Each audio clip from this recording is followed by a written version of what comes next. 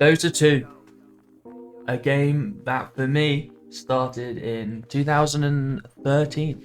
To put into perspective just how long ago that was, in 2013, words like twerk and selfie were just added to the dictionary.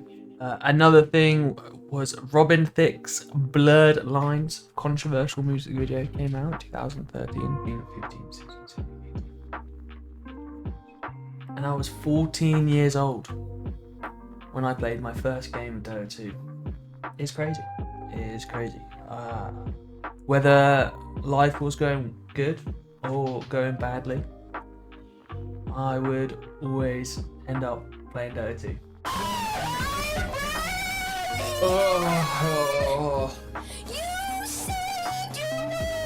At some point.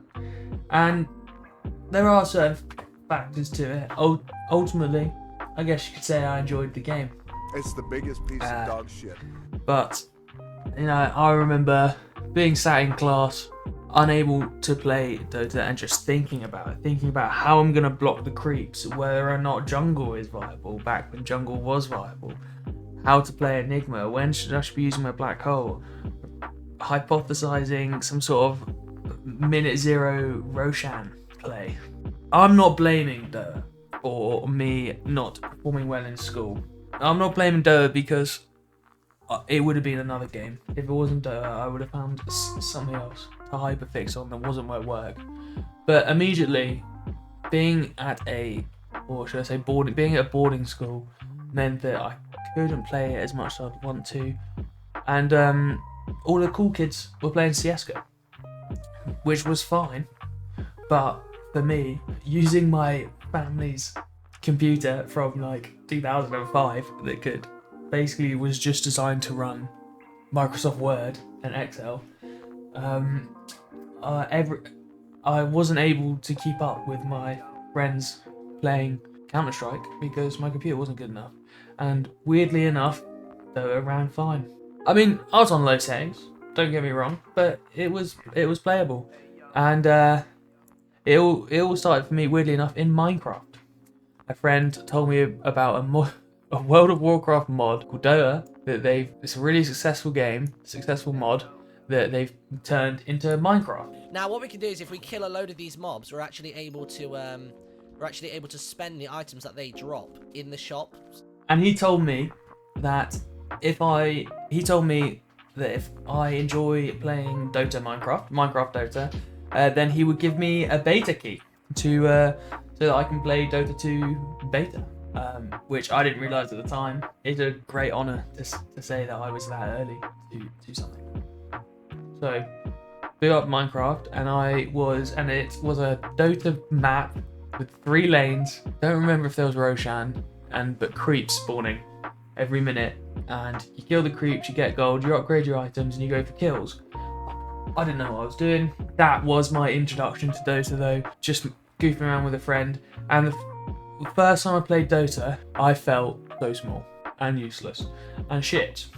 But I loved it. I loved the world. I loved not knowing anything about the game because it meant that there was so much to learn, and I was excited to learn. And I'd wake up in the morning and I'd watch Dota Cinema. Syndran, Suns Fan, and Reeves. Purge, Balmy. Did I say Balmy? I probably said Balmy. I watched a lot of Balmy back in the day. But ultimately, it was because I couldn't play it. Instead of being at school, I'd just be thinking about it. I'd be doing my homework, listening to Balmy, watching Twitch, seeing, what's meta, what people are doing, what the pros are doing. Unfortunately, there are times where I would get home and the first thing I'd do was play Dota until I'd go to bed every night. And it got identified as a problem in my household. Everyone thought I was unwell, how much I enjoy playing Dota. What didn't help was this.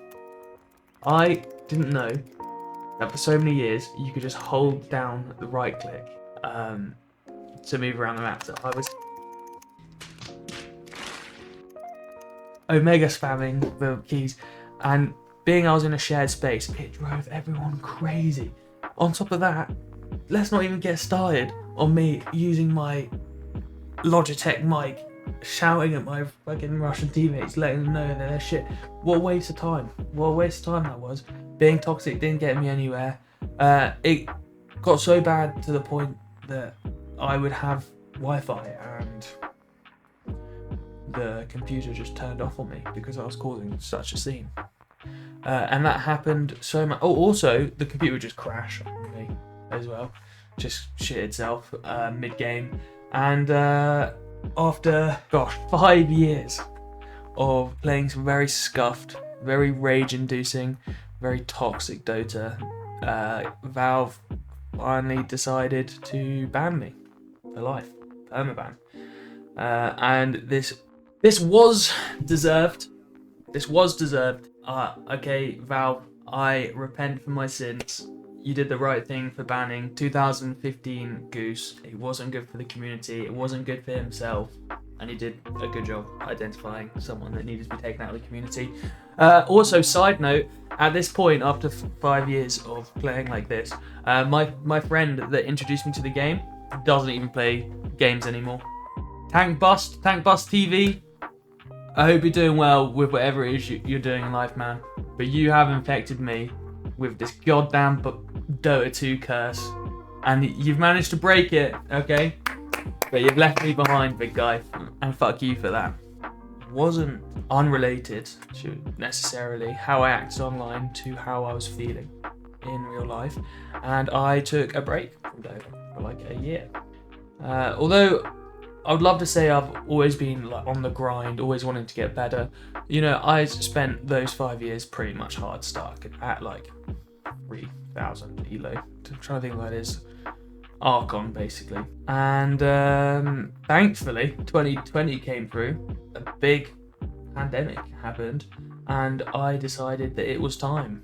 I was back living at home, and I decided it was time to upgrade the 2005 family computer from home. So I just went off. It all came to head one day. I was playing Dota. Mother comes in, turns off the thing. My house, my rules. You need to do something else with your life. Well, shit. Went upstairs. Just bought a computer that I couldn't afford at the time, to be honest. And spent months in preparation for the computer. Because fair enough, I bought the box, then I bought some monitors, then I bought a camera, then I bought the mouse, then I bought the keyboard, but it all slowly, so I didn't get it all at once. So I spent months researching, how to live stream, because I was like, if I'm spending all this money on a setup, I've got to do something with it, got to do something productive. And I'm glad I did. I've been having fun making content, streaming, making YouTube videos, but I spent easily the first bit of lockdown just watching my man, Reshi D, every day, baby. Reshi D. I'm gonna clip that shit and put that on Reddit. Oh! Oh! The man, the myth. And it was awesome to see someone so positive. Well, most of the time, positive, inspiring, and it was great to see someone so sexy being so good at a video game. I was like, damn, if he can do it, I can do it. And with the motivation from Reshi D, I started streaming myself, really took the game seriously, played it more. And I can't even tell you what it was, boys, that changed, but something changed, mental change, better PC, passion to, I'm live streaming it, I've got to do well, I'm performing in front of, fives of people, but still I wanted to do a good job. And now we get to 2024, and this game continues to be an absolute cancer on my life, but I will continue to play it for as long as there are other people willing to play it. And it's been great that I've met some cool people like Stardust, who, believe it or not, when I first got my computer and my account was banned, he was one of the first people I played with, because he had a spare account I could use. Or my account was in the period where you can't play with people unless you play for like 100 hours, or you have to win 100 games or something. But Stardust came through and it was really nice, man. And look at us go now. Got a join YouTube channel. Thank you to Stardust for inspiring me to make this, kind of more personal kind of recap of Goose98's Dota career. Be sure to subscribe to the channel. We'll be uploading more. And have a good one, team. Stay in school. Stay in school so you can spend more time playing games after school. Peace.